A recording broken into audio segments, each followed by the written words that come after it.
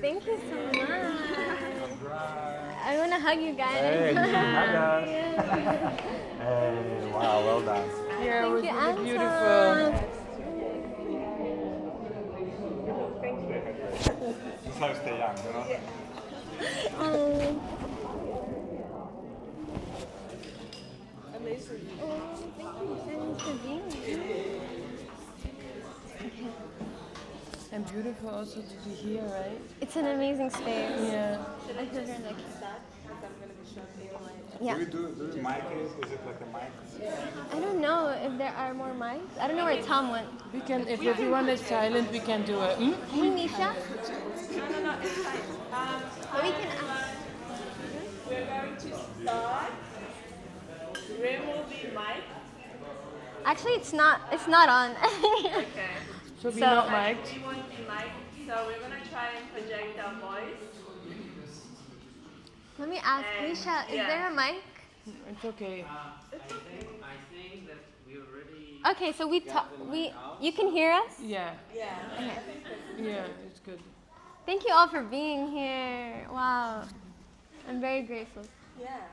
And this is the part of the master's presentation where we do our questions, and then after that you all get a chance to respond to Reem's wonderful performance, and just to officially say thank you for being here and congratulations to you. That was really amazing. Love the way you explore ancestral memory, embodied knowledge, and spiritual healing. And I think you did a really fantastic job. So before I start doing a question, I'm just going to let you guys. Or maybe I should do a question. Yeah, you should do a question. Okay. So my question would be something like, you use performance as a method of challenging traditional academic ways of learning. And I was thinking, what have you learned about the relationship between the body, memory, and knowledge through this process? That the body holds a lot. I learned, for those that don't know, I come from an academic background where I was working as a qualitative researcher for some years. And when I started this master's program, I was really craving another way to relate to knowledge. I was feeling very frustrated by certain dynamics of European institutions. And actually in one of Lorato's classes, my first semester, the class was called, I think, Knowledge Laying Within the Body or something.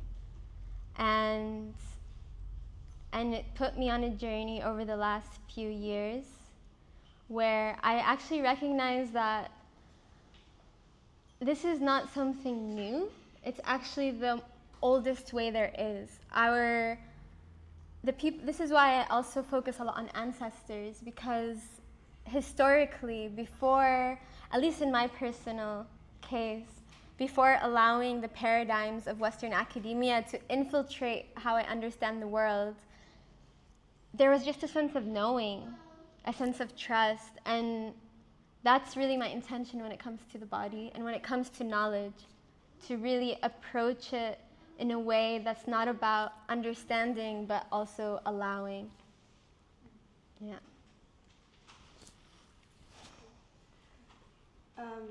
Thank you again, Reem, for creating and holding this amazing space for us. So for those of you who are not at Raumstrategien, this performance accompanies Reem's written thesis, which is a really big, actually, compendium of work, which has pieces of fictional writing, pieces of essay writing, pieces of memoir. And I think that the performance really actually helps to tie this all together. And so I want to ask actually about one question that I feel like really came through in the performance today, which is the idea of sacredness in the everyday. So you write about Alexander's pedagogies of the crossing and how taking the sacredness seriously, or taking the sacred seriously, points you towards the everyday lives of working class women specifically. And I wanted to ask you about this relationship between the everyday and the sacredness. Maybe you kind of showed an example of this in the moment that you created here today, but could you expand a little bit upon what case you would make for the relationship between the two? Is it something that you know that you look for sacredness in the everyday? Is it something that you want to draw out? What is your intention engaging with this? Thank you for that question.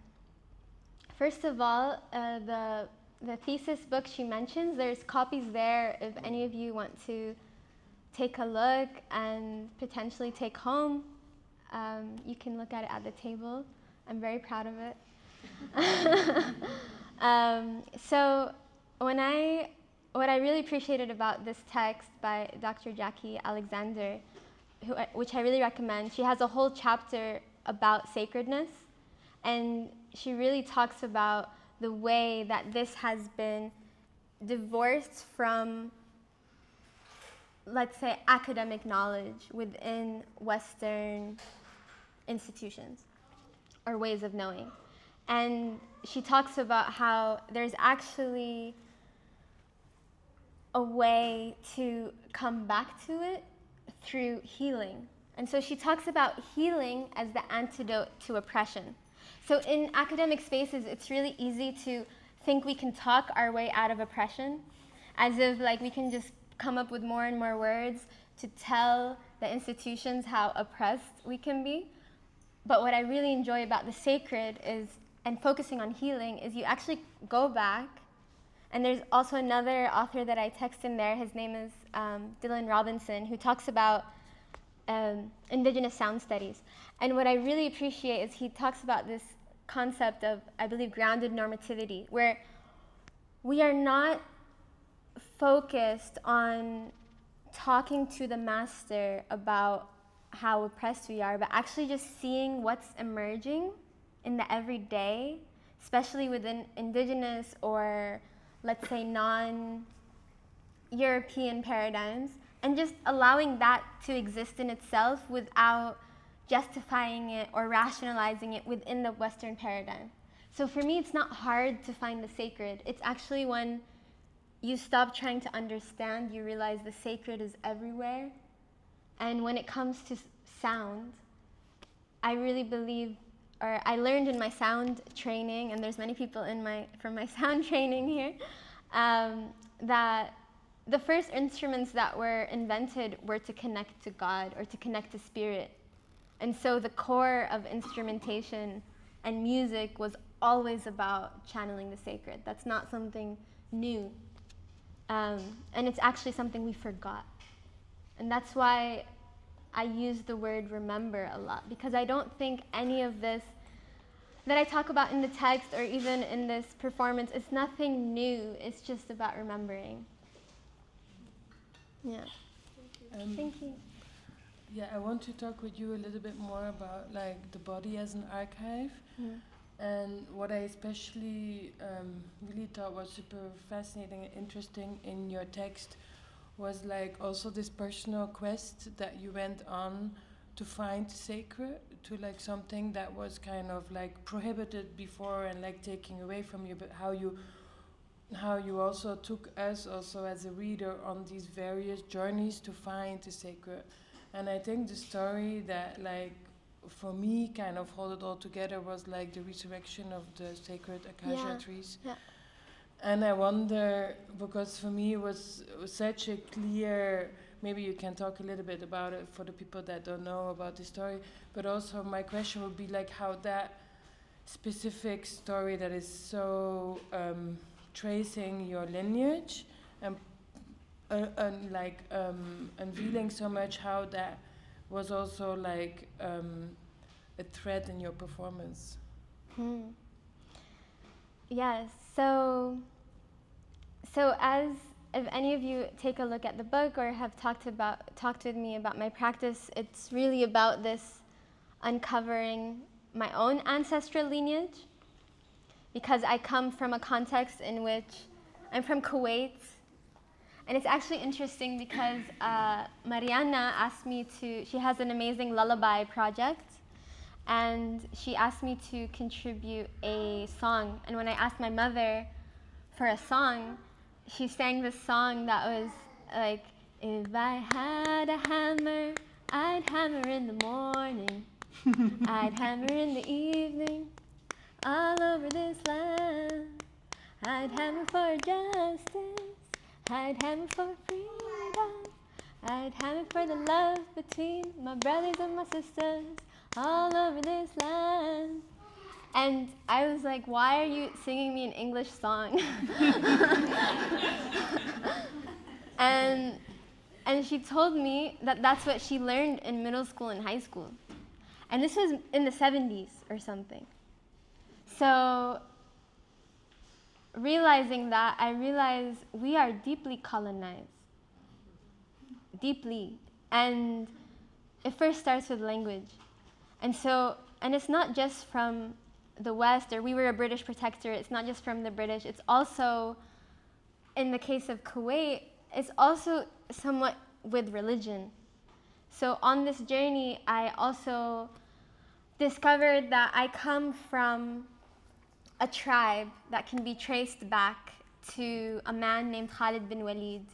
And he was a general with the Prophet, and he was tasked with many quests, and one of them was to actually cut down 3 acacia trees that were on the outskirts of Mecca in a town called Nakhla, where the Meccans used to worship the goddesses. And he basically cut it down, and the idea, the intention, was to cut off this artery of spirituality. And when I realized that, that was really striking, because I realized this is in my own lineage. And I began to think about, what does it mean to resurrect this relationship with nature? Because for me, it goes beyond deities. It's really about cutting down the sacredness of a tree and saying, no, you're no longer going to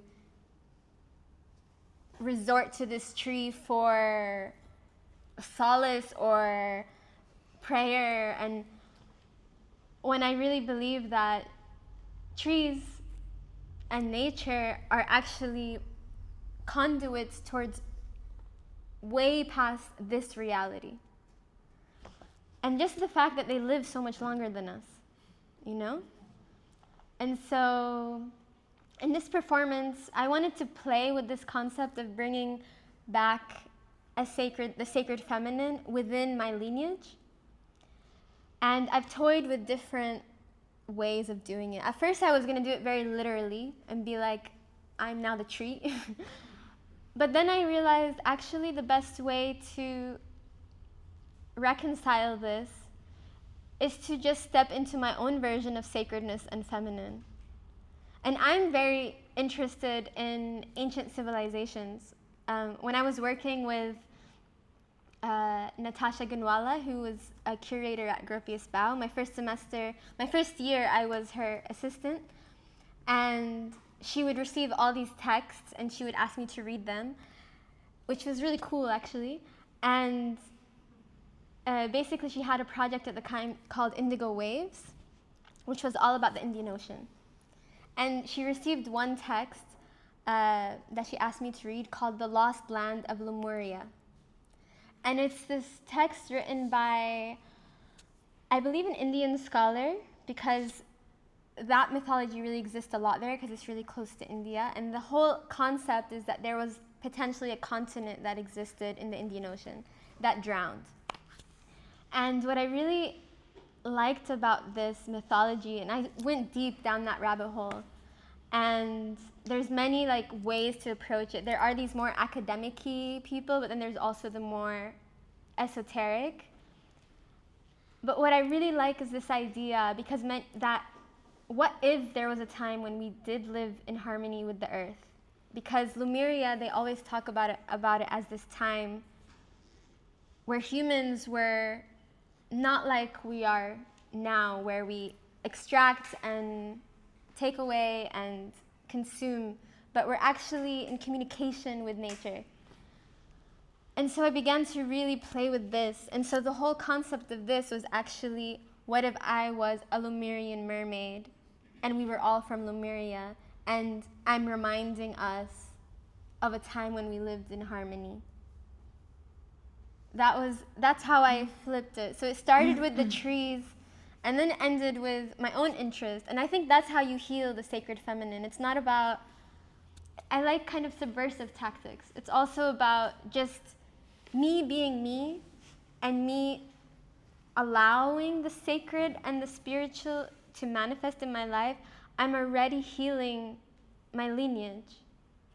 It's simple. It's not about like war. It's really about like, I'm gonna give myself permission to do this. And that's already healing. Because the women before me could not, or they were punished or killed or burned or whatever. But for me, I can, and I'm safe, and I even am doing a performance, and that's healing. Not just for me, but for my lineage. Mm-hmm. Thank you.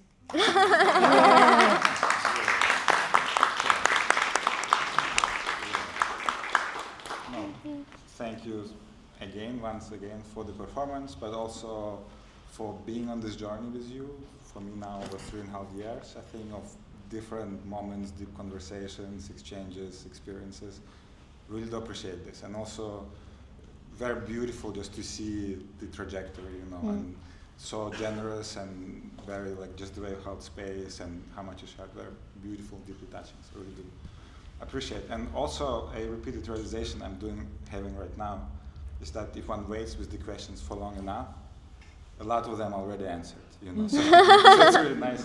You actually answered a lot of questions, and I'm really happy that you also printed out the text, because the invitation for me to take part in this specific moment was to kind of reflect on text and work on text and elaborate like different passages, and I appreciate that, and I also will own it. And I had different questions that I shared with you in advance, but all of them kind of got answered in one way or another, apart of one that I would really like to bring into space, and maybe also think of this, unless there are more questions, as a kind of transition to the audience, because I don't know whether it was very clear, but you can also ask questions and have conversation with Reem. But the one question that I have that still kind of echoes with me is in the tension between personal liberation and collective transformation, like in the connection between the two. And specifically, how do you envision your deeply personal process of ancestral remembrance, which you go through, and also your embodied healing that you beautifully described right now?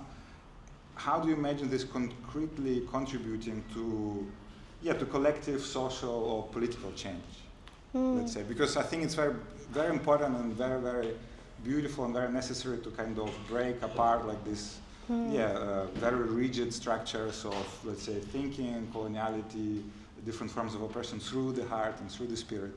And at the same time, so there's not even like a huge but, and at the same time, how do we stay grounded in very concrete, pragmatic questions of social transformation and change and collectivity that go beyond personal quest? Yeah. If you could elaborate on this, I think maybe this is an interesting conversation. Thank you. That question is very layered, so I'm going to take the liberty to really answer it within its layers. So, number one, about the personal journey. So I mentioned about healing through my lineage and how sometimes just doing the thing, in my opinion, is already healing something beyond myself. And I think in this case, unfortunately, a lot of women in my lineage never had the freedom that I have.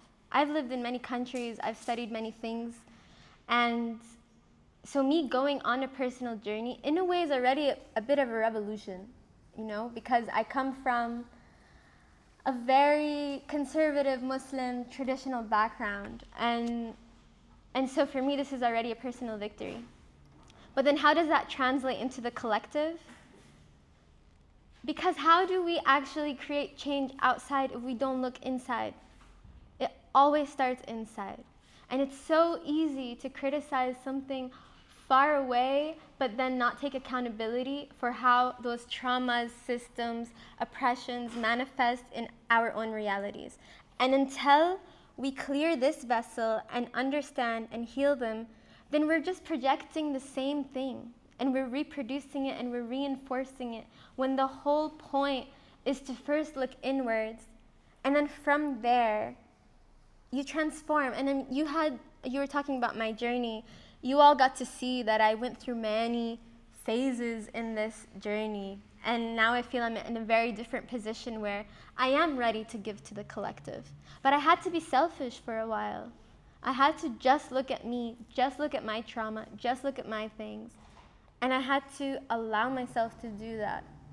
And I really see this masters and this performance as a launching pad for now being able to take what I've learned and share it with the collective. And I also want to talk about a story where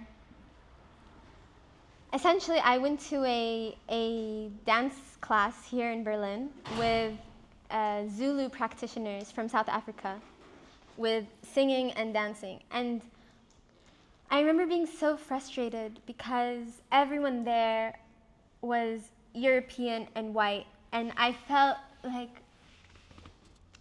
this notion of like cultural appropriation. I was very, at the time, steeped in this academic leftist discourse, which now I don't subscribe to in the same way. Now I think, okay, if these people, if white Europeans also connect to this, who am I to say they can't do that?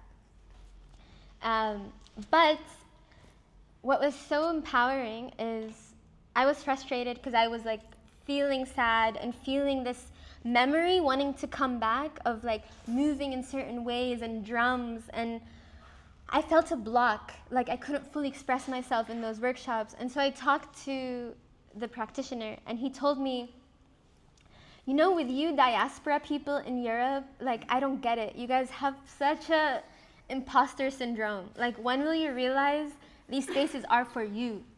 Like, for you to remember. Like, stop thinking about how the white people are processing it or how they're, just think about you and think about how you are going to heal yourself through this. Like, that's why we're here. And this opened my eyes, and it changed my perspective on how do I approach these topics. And I stopped focusing on everyone else and whether or not they're allowed and whether or not this is cultural appropriation and why are they wearing that? Isn't that cultural appropriation? And just being like, that's their thing. Like, I'm gonna focus on me, and I'm gonna focus on what speaks to me and how my soul is resonating with this practice or this movement or this song, and that's my responsibility.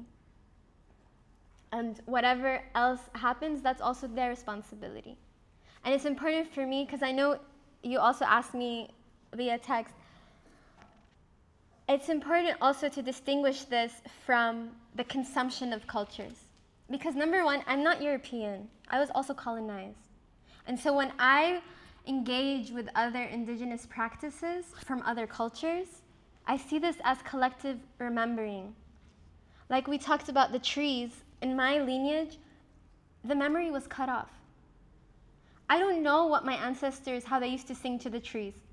I don't know how they used to connect with plants, because that's gone. The memory's gone. It was like purposefully erased. So the only way I have is to go through the body and to trust that it's stored somewhere inside of me and that I can awaken it somehow by working with performance, working with song, because it's frustrating. I would love to learn the ancestral songs of my culture that go beyond just religion, you know, like that really connect with the elements.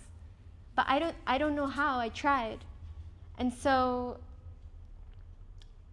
with these rituals, with these possibilities, it's not about taking them and putting them in a museum, which is what the Western, like, honestly what colonization has done, because they took them away from their cultural context in which they were practiced. And so of course people forget what they were originally for, because they're out of context. And so what I am practicing and what I'm searching for and what I talk about in my book is, it's okay. It's okay to allow yourself to remember and to put yourself in the field and to engage with other ancestral practices from other cultures with respect and from the right people who are also respecting their lineage and who are also honoring it, and with the intention to share it. That's very different than extraction, and that's very different than consumption. Thank you. Yeah, thanks. Thank you. It's really, it's really been a pleasure to watch you over the years grow. Also in terms of like allowing questions and influence and voices from us, but also from your colleagues to kind of do a back and forth process of getting challenged and then going back and looking at the challenges and struggling with them and fighting with them and coming back and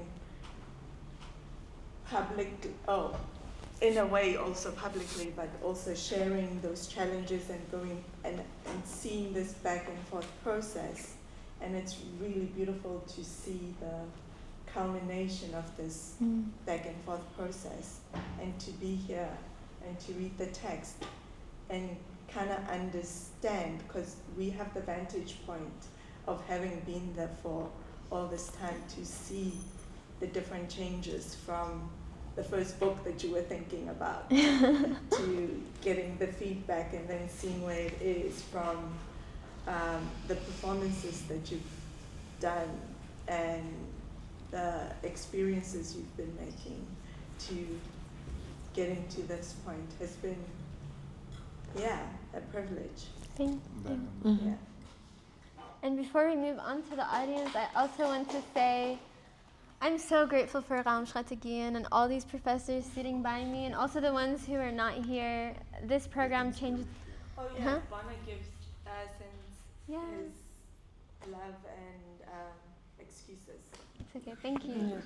And honestly, this program really changed my life. I really experienced the freedom to create from my truth. And that's something I never experienced in other institutions. And so I know that has a lot to do with my professors. So thank you, all of you. Thank you. Really. And all the Raumstrategien people as well. Thank you.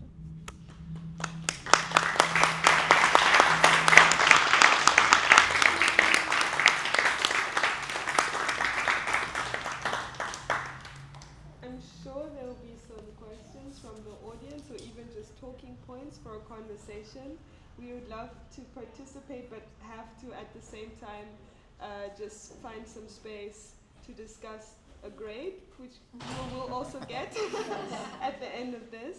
So maybe we'll quietly go off somewhere, and please do continue the conversation. Thank you. Yeah. Okay. Thank you. Is that yours? Yeah, it's okay. Okay, thank you guys so much. Thank you. Yeah, now people should That's join part of the us. performance, exactly. So what do you feel like? Do you feel like still talking, or do you feel like chilling? What do you feel? I'm open to questions. I love to talk, so. Yes.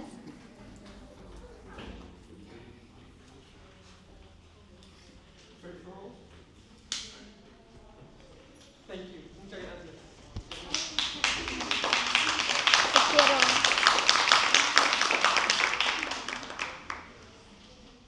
¿Cómo se fue? I love you, Rodolfo. Yeah. I wanted to ask you about the figure of the ocean you were speaking about at the beginning. And that traditionally across cultures has had always a connection to the sacred feminine you were mentioning, especially in this connection to the moon, which I know is important for you. So I just wanted to ask you to go deep into that. Thank you. Rodolfo is someone who's very, very special to me. So the ocean, the figure of the ocean, for me it represents, honestly, the unknown and the step beyond the tangible. And I see the ocean as a practice and a teacher because it is a source of darkness, of depth, but we don't have to be scared of it. And I love this concept of the mermaid, and I play with the mermaid a lot in my work because beyond my pearl diving great-grandfathers, I really like this idea of the mermaid also as someone who traverses the waters and is able to go into the depth, but then is able to come back. Maybe with a story, maybe with a message, maybe with a journey. And what I really enjoy about Polynesian cultures, and I talk about in the book about like a hypothesis I have about how maybe like Polynesian culture is connected to the Gulf. And what I love is they don't see the ocean as a source of separation. They actually see it as a connector.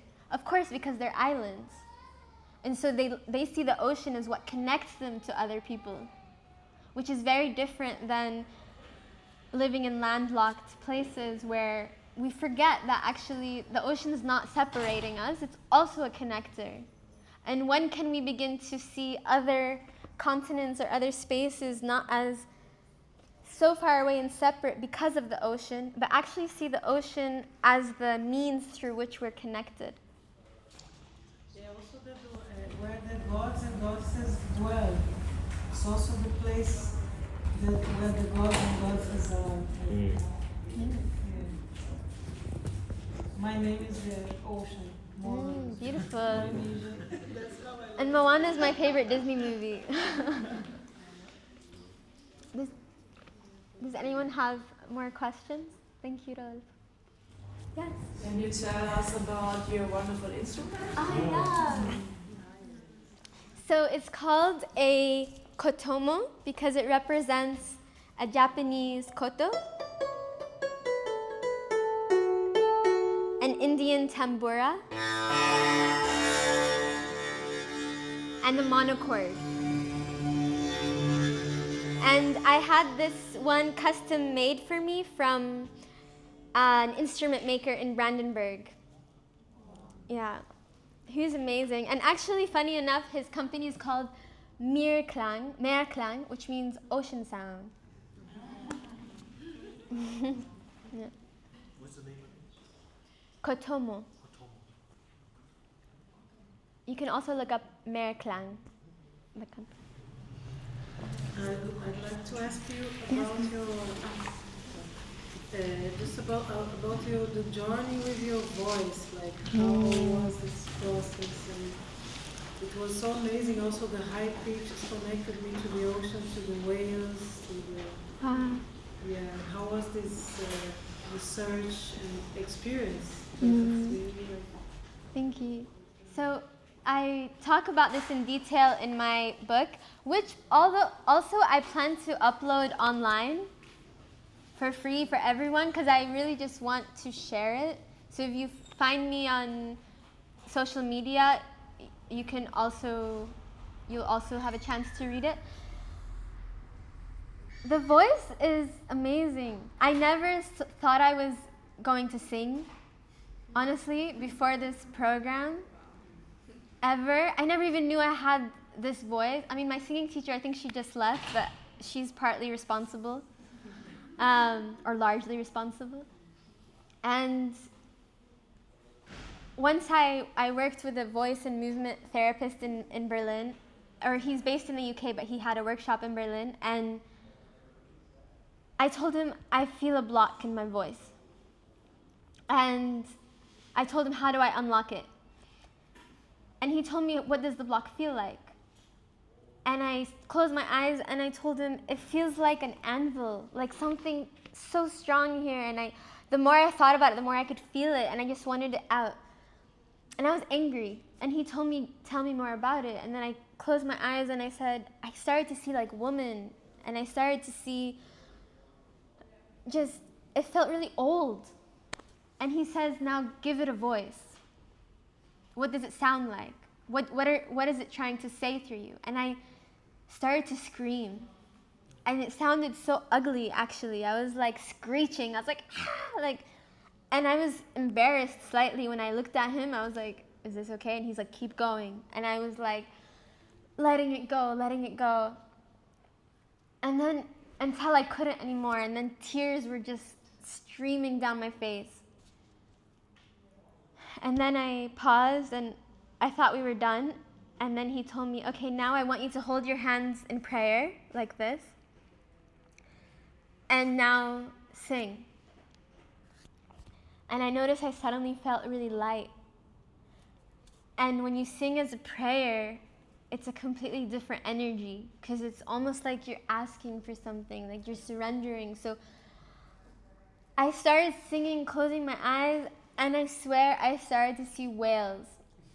I was like, wow. And I started to see the ocean, and I started to see, and he told me the next step was to sing, but with my knees on the ground and also in prayer. And then eventually lying flat on the ground. And when I was flat on the ground, my voice even started to sound like water. And these kind of things show you that you have memory inside of you. And my great-grandfathers were on the ships singing in the ocean for 4 months at a time, really living on the ocean. So of course they saw whales. So it's interesting that when I connect to my voice, I can also see whales, even though that's not from my memory. And that's why I really think the voice, if you really are serious about wanting to connect with your roots, explore your voice. It's really a whole universe, and everyone can sing.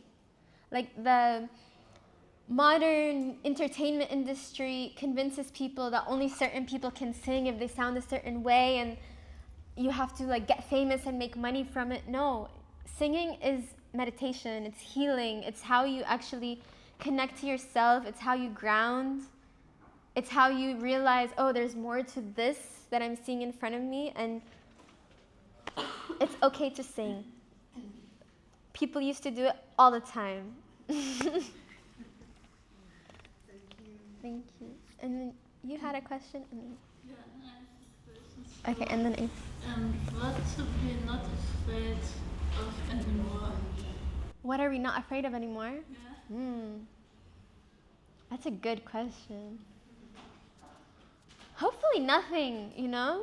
I got God on my side. But I think what I say in this case of the performance, honestly, I think it's time to stop being afraid of the changing world, the wars, what's happening, the violence, because fear does not serve us. And I really believe that we are all chose to be here in this time for a reason. And fear is just a distraction. And when we actually tap in and be like, whoa, what if this was all actually a video game and this is just a really challenging level? Do you think fear would serve you in that moment?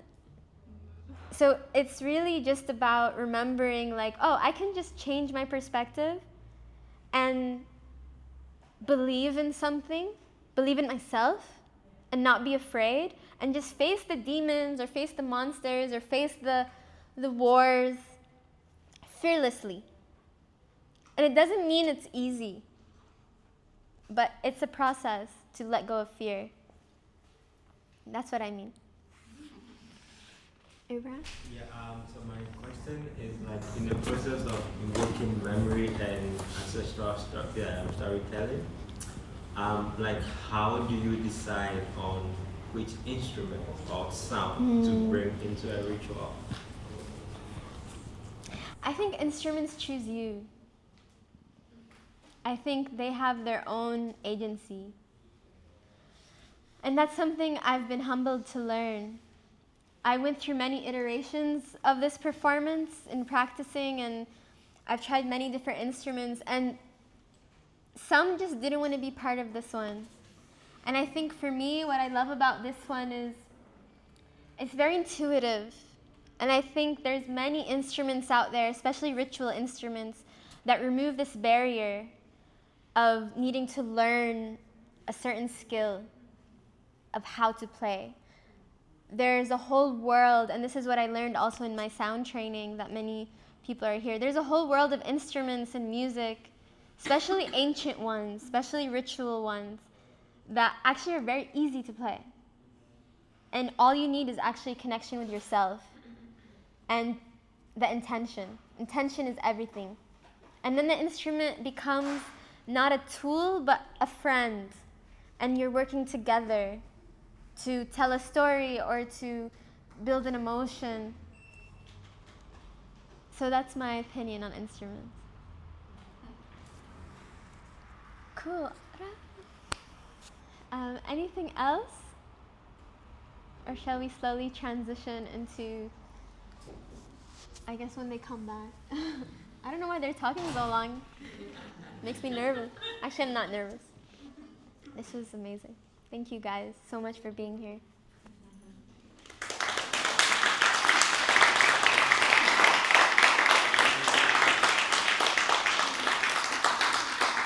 Cool. Now be free. Woo! We did it.